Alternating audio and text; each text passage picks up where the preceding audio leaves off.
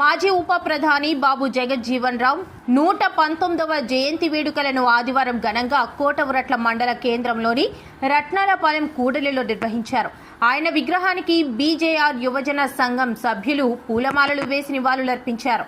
ఈ సందర్భంగా టీడీపీ మండల మాజీ అధ్యక్షులు జానకి శ్రీను మాట్లాడుతూ బడుగు బలహీన వర్గాల హక్కులు, జీవన ప్రమాణాలు మెరుగుదలకు బాబూజీ కృషి చేశారని కొనియాడారు.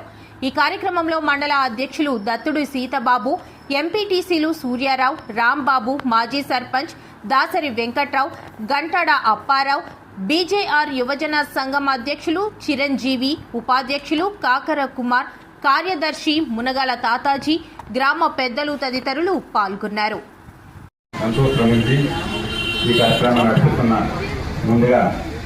బాబు జగజీవన్ గారి సంఘానికి ఇక్కడ పెద్దలకి ప్రభుత్వం తెలుపుకుంటూ ఈనాటి కార్యక్రమానికి ఉపాధ్యక్షులు తదుపరి చిన్నప్పారావు గారికి, అలాగే ముఖ్య అతిథులు కోటవట్ల ఎంపీటీసీ గారు బాబు గారికి, అలాగే కోటవట్ల ఇంకో ఎంపీటీసీ మరో ఎంపీటీసీ గారైన మన రాంబాబు గారికి, అలాగే సర్పంచ్ గారు అనిల్ గారికి, పెద్దలు కోటవట్లు పెద్దలు సర్పంచ్ చేసేవారు, అన్ని రకాలుగా అనేక బ్రిటిష్లో నేను ఉండాలనుకుంటూ వచ్చే రాజశేఖర గారికి, అలాగే మాజీ సర్పంచ్ గారు గంటెడప్ప గారికి, అలాగే ముఖ్యంగా ఈ మీ సంఘ నాయకులు సంఘ అధ్యక్షులు గంటె చిరంజీవి గారికి, అలాగే మాస్టారు మన అన్నింటిలో చాలా చురుగ్గా ఉంటారు మన మాస్టర్ గారికి, అలాగే ఇతర వేదిక ఇతర పెద్దలందరికీ కూడా నమస్కారం తెలుపుకుంటూ,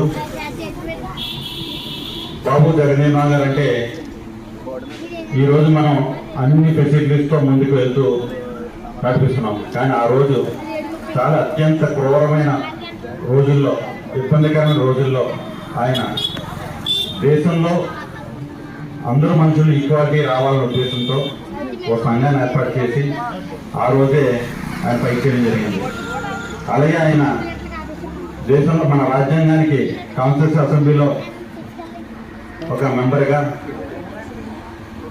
ఒక పక్క అంబేద్కర్ గారు డ్రాఫ్టింగ్ కమిటీ చైర్మన్ అయితే అదే కాన్స్టిట్యూన్సీ అసెంబ్లీ అంటే అసలు రాజ్యాంగాన్ని తయారు చేయడానికి ఒక కమిటీ ఉండేది.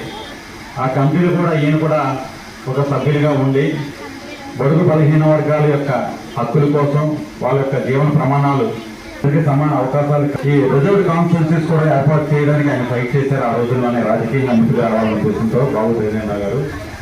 ఆయనే కాకుండా వాళ్ళ నాన్నగారు కూడా ఆయన ఆ రోజుల్లోనే మిలిటరీలో ఉద్యోగం చేసి ఆయన కొన్ని కారణాలతో మిలిటరీ నుంచి బయటకు వచ్చి వ్యవసాయం చేసి పిల్లల్ని చదివిస్తూ, ఈయన అప్పుడు బెంగాల్ ప్రెసిడెన్సీలో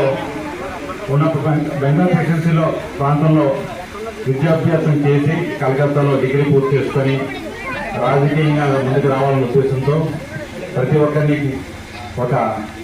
ప్రతి క్యాబినెట్లో అసలు దేశంలోనే ఎక్కువ 30 సంవత్సరాల పైగా క్యాబినెట్ హోదాలో ఉన్న ఏకైక వ్యక్తి ఎవరంటే బాబు జగజీవన్ గారు. ఆయన సుదీర్ఘకాలం ఎంపీగా ఉంటూ, అలాగే అనేక మంత్రి పదవులు చేస్తూ, ఆయన చేసిన ప్రతి మంత్రి పదవి కూడా ఏదో క్లిష్ట పరిస్థితుల్లో పరిస్థితి వచ్చేది.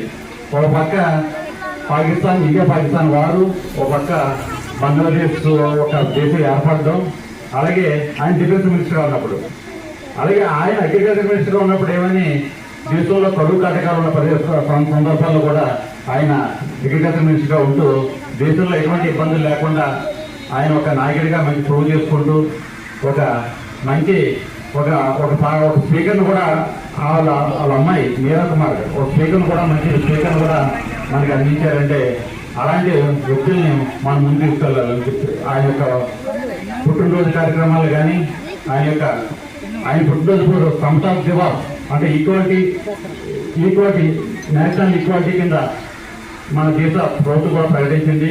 అలాంటి వ్యక్తులను స్మరించుకుంటూ ముందుకెళ్తాం. ఒక పక్క అంబేద్కర్ గారు ఒక రూపంలో కృషి చేస్తే, మరో పక్క బాబు జగజీవన్ గారు కూడా ఒక ఈక్వాలిటీ కోసం ఎంతో కృషి చేశారు.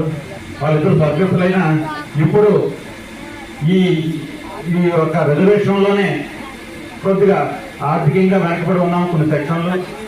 అలాగే సామాజికంగా వెనకబడి ఉన్నాం, ఉద్యోగపరంగా వెనకబడి ఉన్నాం అని చెప్పి మంది కృష్ణమాది గారు కూడా ఆయన అనేక పోరాటాలు చేసి ఈ యొక్క కొన్ని వెనకబడి కులాలని ముందుకు తీసుకురావాల ఉద్దేశంతో పోరాటం చేసి ఒక సక్సెస్ అయ్యి దేశంలోనే ఒక చరిత్ర సృష్టించారంటే అలాంటి మహానుభావులు మనం ముందు గుర్తించుకుంటూ మన పిల్లలకు కూడా మంచి అవగాహన కల్పించాలని ఇలాంటి కార్యక్రమాలని బాగా చేసి మమ్మల్ని కూడా ఇందులో భాగస్వామ్యం చేసినందుకు మరొకసారి ఈ యొక్క Babu Jagan thank you sir, thank you very much.